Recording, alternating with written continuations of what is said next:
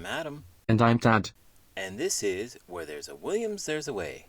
Hey Tad, did you know that leaves are like nature's little solar panels? Oh, really? I thought they were just nature's way of saying, hey, look how colorful I can be. Well, they do look pretty snazzy in the fall, don't they? But seriously, they're like these tiny powerhouses converting sunlight into energy for the tree. I never thought about it that way. I guess leaves are like the tree's version of a buffet. Exactly. And just like a buffet, there's always that one leaf that's like, hey, I'm the biggest and the boldest. Come nibble on me. I can totally relate. There's always that one fly in the pond who thinks he's the king of the lily pads. So true. But imagine if leaves could talk. They'd probably be like, hey, stop stepping on me. I'm trying to soak up some rays here. And then the wind comes along and they're like, whoa, hold on tight, folks. It's gonna be a wild ride. And let's not forget about autumn. That's when they all start falling like, whee, look at us, we're parachuting to the ground. Good times. But you know what they say, Adam, leave me alone. Oh, Tad, your puns are unbelievable.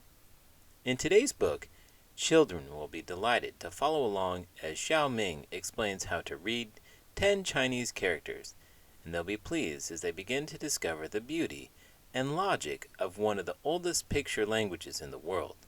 Let's get started.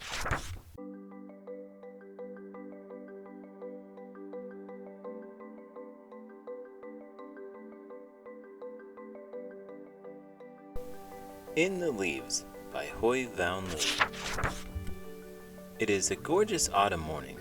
The leaves have changed their colors from green to a rainbow of oranges, reds, and yellows. Xiao Ming is excited. Today, his mom is taking him and his friends to visit a farm.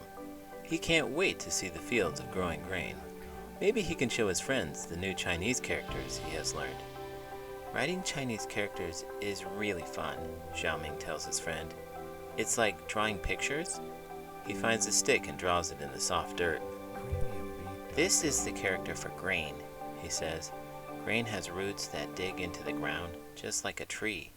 First, draw a slanted line on top, like a head of ripe grain, and then add the character for tree. That's so neat, says Timmy. Show us another one. All right, this is fire. Xiao Ming draws another character in the dirt. It looks like a campfire, says William. That's the idea. People used to start fires by rubbing 2 sticks together, Xiao Ming explains. The Chinese alphabet has all these characters, right? It's like a whole different world of writing. I've heard it's pretty complex. Like, how do you even remember all those strokes and squiggles? It's like trying to navigate a maze blindfolded. Exactly. And apparently there are thousands of them. Imagine teaching that to a bunch of first graders. Alright kids, today's lesson, how to draw a dragon that also means luck. Sounds like a challenge. But hey, if they can master that, they can conquer anything. Next stop, quantum physics. Maybe I should start with something simpler like teaching them frog anatomy. Alright class, today we're learning about amphibian respiratory systems and their role in the ecosystem. I'd be happy to guest lecture on the topic. Nothing like a frog's perspective to liven up a biology lesson. Now when I put the character for grain next to the character for fire, I have the character for autumn, Xiao Ming says. What do fire and grain have to do with autumn? Asks Peggy.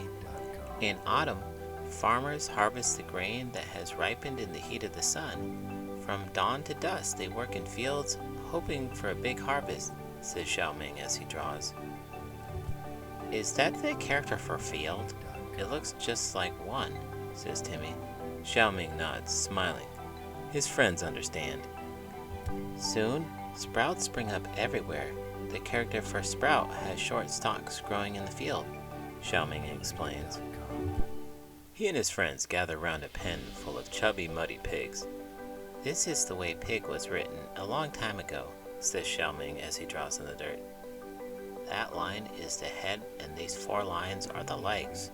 At the end is his curly tail, is that right, Ming? Timmy asks. Yes, Xiao Ming cries out. I was afraid no one would see it.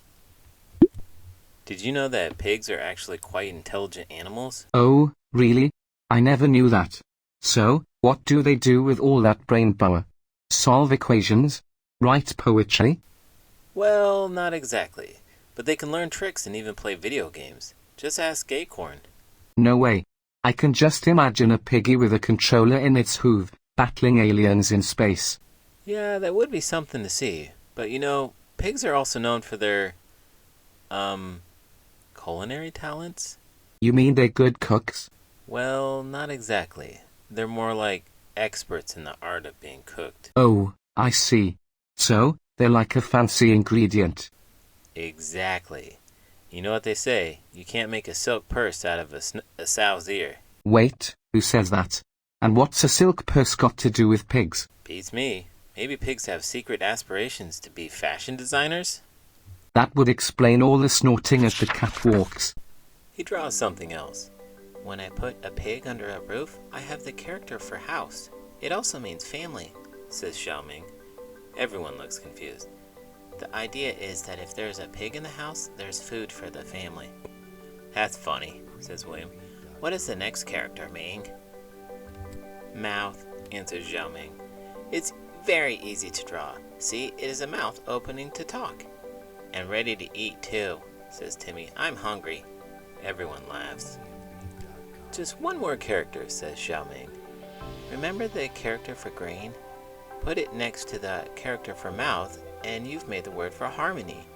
I'm always happy to have lots to eat, just like I'm happy to have lots of good friends to eat with. Let's have lunch, Mom.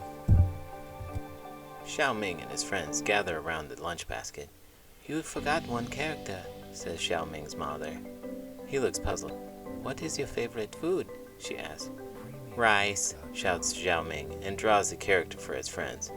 I brought some rice balls for lunch, says his mother.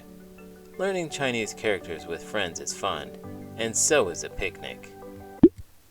Hey Tad, did you know that rice is the staple food for more than half of the world's population? Really? That's a lot of rice. I bet if frogs had a staple food, it would be flies. I suppose so. Imagine if we had rice fields instead of fly-catching ponds. That would be something. I can already picture myself lounging on a lily pad in the middle of a rice paddy. And I'd be the teacher, trying to teach the tadpoles how to count rice grains instead of doing math. All right, class. Today's lesson is on multiplication. How many grains of rice are in one bowl?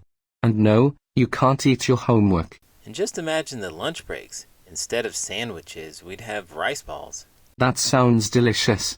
But knowing me, I'd probably end up hopping into the pot instead of waiting for it to cook. Oh, Tad. You'd be the frog in the boiling water. Literally. Well, let's just stick to our current menu. Flies may not be as versatile as rice, but at least they don't require cooking. If you've enjoyed this video and want to keep us out of the boiling water, please give this video a thumbs up and subscribe to the channel. I'm Adam. And I'm Dad. And this is Where There's a Williams, There's a Way. Did you know all leaves contain chlorophyll, a chemical that gives them their green color? Chlorophyll absorbs red and blue light from sunlight, so the light that leaves reflect appears green. Leaves need carbon dioxide that humans and animals breathe out, and they return oxygen, which we need to breathe in.